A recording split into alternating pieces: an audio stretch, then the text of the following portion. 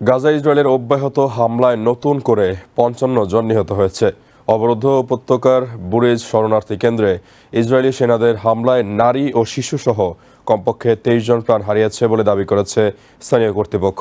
এদিকে Britain, France সহ পশ্চিমা দেশগুলোর আহ্বান উপেক্ষা করেই দখলকৃত ওয়েস্ট ব্যাংকে ২২টি ইহুদি বসতি নির্মাণের অনুমোদন দিয়েছে নেতানিয়াহু সরকার। গাজা ইসরায়েলের অব্যাহত হামলা, অবাধ ত্রাণ প্রবেশে বাধা ও অবৈধ ইহুদি বসতি নির্মাণ অব্যাহত রাখার তীব্র সমালোচনা করেছেন ব্রিটিশ প্রধানমন্ত্রী কিয়ার স্টারমার। একদিকে চলছে ইসরায়েলি হত্যাযজ্ঞ, অন্যদিকে খাবার সংগ্রহের জন্য লড়াই। এটি এখন অবরুদ্ধ গাজাবাসীর দৈনন্দিন জীবন। বৃহস্পতিবার মধ্য গাজার বুরেইজ শরণার্থী কেন্দ্র সহ কয়েকটি স্থানে আইডিএফ এর হামলায় নতুন করে হতাহত হয় অনেকে। ইসরায়েলি সেনাদের বোমা হামলা ও গুলিতে প্রাণ হারানোর শঙ্কার সঙ্গে গাজার বাসিন্দাদের জীবনে যোগ হয়েছে খাবার না পেয়ে অনাহারে প্রাণ হারানোর শঙ্কা। উপত্যকায় যে পরিমাণ ত্রাণ প্রবেশ করছে তা এতটাই অপ্রতুল যে দীর্ঘ সময় খাবারের জন্য অপেক্ষা করেও মিলছে না সন্তানের মুখে দেওয়ার মতো খাবার।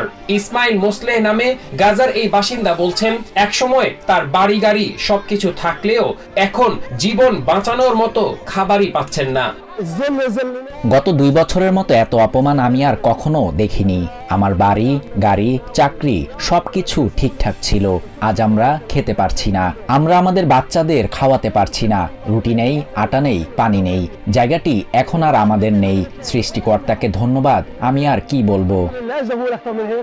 খাওলা আবু জাইতার নামে এই নারী জানাচ্ছেন, তিনি তার ১১ মাস বয়সী সন্তানের জন্য খাবার জোগাড় করতে গিয়েছিলেন, কিন্তু খালি হাতে ফিরেছেন। আমরা স্যুপ কিচেনে গিয়েছিলাম, কিন্তু আমাদের ভাগ্যে কিছুই ছিল না। কঠোর অবরোধ এবং অভাবের মধ্যে আমি আমার মারাত্মক অপুষ্টিতে ভোগা শিশুটিকে বাঁচিয়ে রাখার চেষ্টা করছি। মানুষ খুবই ক্ষুধার্ত, তারা ক্ষুধায় মারা যাচ্ছে। যুদ্ধ ও অবরোধের কারণে অপুষ্টিতে আমার ছেলেটি ভুগছে। এদিকে পশ্চিমা দেশগুলোর আহ্বান উপেক্ষা করেই দখলকৃত ওয়েস্ট ব্যাংকে ২২টি নতুন ইহুদি বসতি নির্মাণের অনুমোদন দিয়েছে নেতানিয়াহু সরকার। বৃহস্পতিবার ইসরায়েলের কট্টর ইহুদি নেতা ও মন্ত্রী বেজালেল স্মটরিচ সামাজিক মাধ্যমে এ খবর নিশ্চিত করেন। তারা কোনো বিদেশিদের ভূমি দখল করছে না, বরং পূর্বপুরুষদের জায়গাতেই বসতি নির্মাণ করছে বলে দাবি করেন তিনি।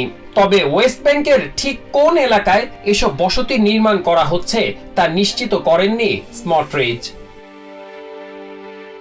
ওদিকে গাজায় ইসরায়েলের অব্যাহত হামলা, অবাধ ত্রাণ প্রবেশে বাধা ও ইহুদি বসতি নির্মাণের সিদ্ধান্তের তীব্র সমালোচনা করেছেন ব্রিটিশ প্রধানমন্ত্রী কিয়ার স্টারমার।